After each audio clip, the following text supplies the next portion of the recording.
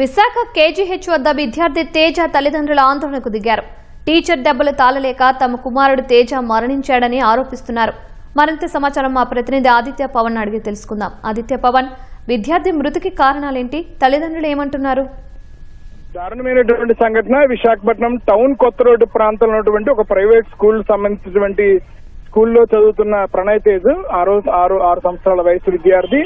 ఈ ఉదయం స్కూల్ సమీపంలో ఉపాధ్యాయురాలు మందలించిన నేపథ్యం, అలాగే చేయి చేసుకుంటున్న పరిస్థితి. ఈ దెబ్బలు తాళలేక అతన్ని స్పృహ తప్పి పడిపోయాడు. అదే ఆసుపత్రి చూపించిందని మృతి చెందినట్టుగా నిర్ధారించారు.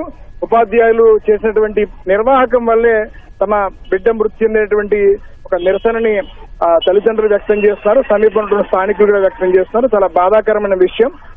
మందలించిన సంఘటన మీద ఇప్పటికే జిల్లా విద్యాశాఖ కూడా దృష్టి పెట్టింది. ఈ సంఘటన మీద విచారణ జరుపుతుంది. కానీ స్థానికులు, తల్లిదండ్రులు కూడా చాలా ఆవేదన వ్యక్తం చేస్తున్నారు. విద్యాభివృద్ధులు నేర్పించాల్సినటువంటి ఉపాధ్యాయులు ఈ రకంగా ప్రవర్తించడం, ఇంత కర్కశంగా, ఇంత కఠోరంగా ప్రవర్తించిన విషయం పట్ల తీవ్ర ఆవేదన వ్యక్తం చేస్తున్నారు. ప్రస్తుతం కేజీహెచ్ మాచురి వద్ద నిరసన వ్యక్తం చేస్తున్నారు, నిరసన తెలియజేస్తున్నారు.